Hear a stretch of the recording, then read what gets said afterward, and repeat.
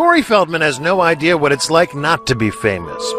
He was just 3 years old in this McDonald's commercial. McDonald's gift certificates. I literally was famous before I knew my own name. His roles defined the 80s.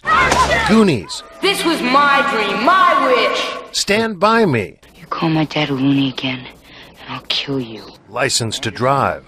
The only difference between you and that greaseball is that he has a license and you don't. Films that propelled him into the spotlight for his entire youth. But being famous so young, he says, caused serious damage to him and his friends. Do you feel like you missed out on a normal childhood? What childhood? I don't know what that means. A lost childhood and a loss of innocence. He blames the adults, not just those looking to profit from charming children, but also some with far more sinister motives. I can tell you that the number one problem in Hollywood was and is and always will be pedophilia. That's the biggest problem for children in this industry. The casting couch even applies to children. Oh yeah. Not in the same way. It's all done under the radar. Nobody talks about pedophilia. It's the big secret. And it's widespread? Oh yeah. I was surrounded by them when I was 14 years old. Surrounded. Literally. Didn't even know it. It wasn't until I was old enough to realize what they were and what they wanted and what they were about and the types of people that were surrounding me till I went, oh my God, they were everywhere like vultures.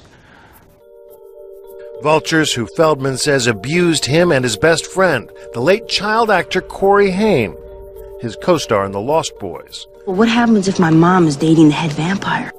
Feldman says the trauma of that pedophilia contributed to Haim's death. There's one person to blame in the death of Corey Haim, and that person happens to be a Hollywood mogul. And that person needs to be exposed, but unfortunately I can't be the one to do it. But the person that knows who did it and knows who he is watching right now, I guarantee you. Yeah. Intriguing. Yeah. There was a circle of older men that surrounded themselves around this group of kids. And they all had either their own power or connections to great power in the entertainment industry. Feldman won't name names. And he admits his friend had a struggle with addiction, which he says was a mechanism to cope with his demons. It was a symptom. It was a symptom, correct. Are we in it? In 2008, the two Coreys confronted each other on their reality show about the dark past they shared. You let me get around in my life, man. Raped, so to speak. When I was about 14 and a half, and I'm saying this right now.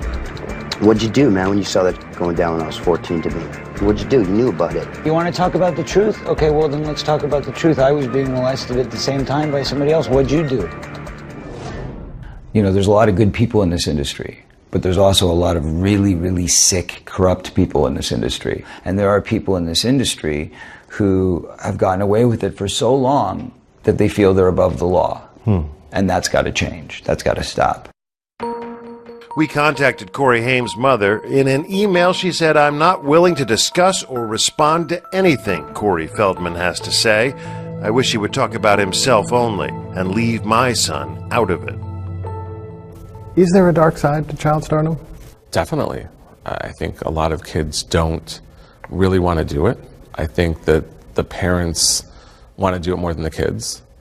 Chris Snyder says for most child stars, it's the parents that can cause more damage. And he would know, having managed with his late boss Iris Burton some of the most iconic child stars, including Feldman, River Phoenix, and Drew Barrymore.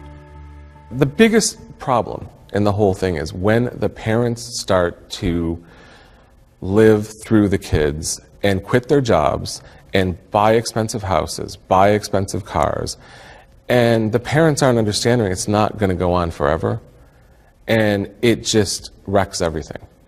Feldman's parents managed his career until the money came between them. I got legally emancipated by going to the Producer's Pension Health and Welfare Plan myself at 14 years old and saying, what were my earnings and what's left? Earnings, by the time I was 13 years old, $1 million, which is really not that much money, but in those days it was. You know, in the late 70s, early 80s, that was a good chunk of change. And how much was left? 40,000.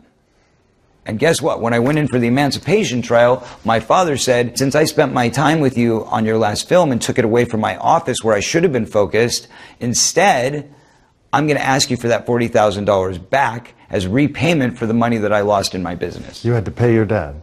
Correct. You can check the court filings. That was a fact. Wow.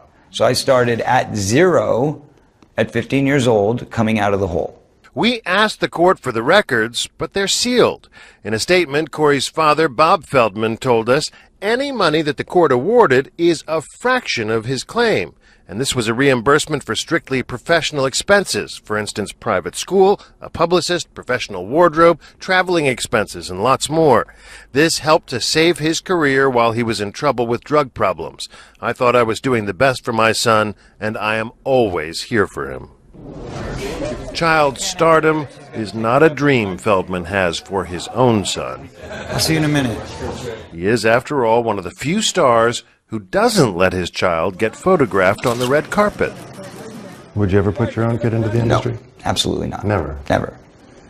I believe that everybody in this world should have the freedom of choice. And child stars don't? Child stars have nothing. They have nothing. They have no choice. I was never taught how to have a family. I was never taught how to raise a child because I wasn't raised properly. I was never taught how to care for somebody because I was never shown genuine love. I was shown business. This is what you do. Here's how you read a contract. I knew how to read a contract by 10 years old, but I didn't know what it meant for somebody to come in and tell me they love me and kiss me goodnight. That's a problem.